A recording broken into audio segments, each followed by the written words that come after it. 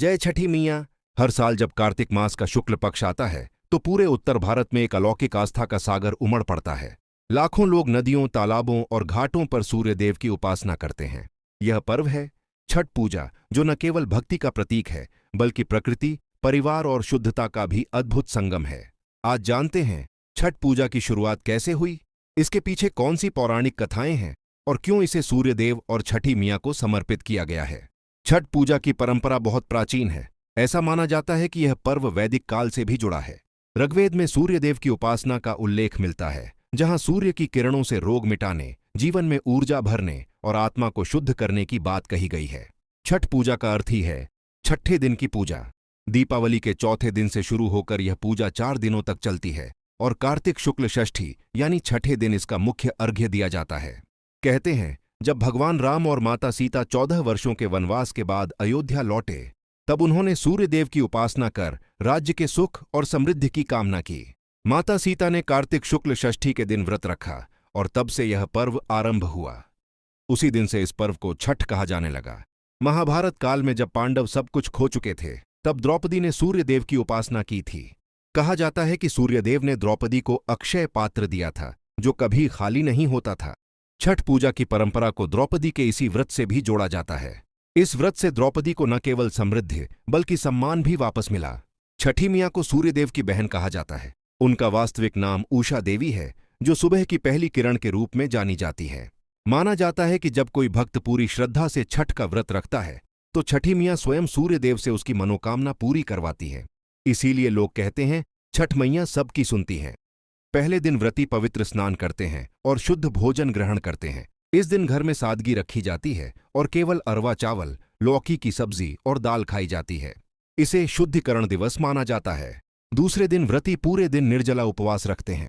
संध्या के समय गुड़ से बनी खीर, रोटी और केले का प्रसाद बनाते हैं। पहले उसे सूर्यदेव को अर्पित किया जाता है, फिर परिवार और लोगों में बांटा जाता है। इसके बाद व्रती अगली सुबह तक जल और अन्न का त्याग करते हैं। तीसरे दिन व्रती नदी या तालाब के किनारे सूर्यास्त के समय अर्घ्य देते हैं। लोग टोकरी में ठेकुआ, फल, दीपक और फूल लेकर सूर्यदेव को प्रणाम करते हैं। उस दृश्य में पूरा वातावरण मंत्रमुग्ध हो जाता है। हर दिशा में गूंजता है जय छठी मियां का जयकारा। अगले दिन सुबह सुबह उगते सूर्य को अर्घ्य दिया जाता है। व्रती हाथ जोड़कर सूर्यदेव और छठी मियां से अपनी मनोकामना मांगते हैं। इसके बाद व्रत का पारण होता है और प्रसाद बांटकर लोग घर लौटते हैं। यह पल भक्ति, संतोष और आत्मशुद्धि का प्रतीक होता है। छठ पूजा केवल धार्मिक अनुष्ठान नहीं, यह प्रकृति और मानव के संबंध का उत्सव है। इस दिन लोग सूर्य की उन किरणों को धन्यवाद देते हैं जो जीवन का आधार हैं।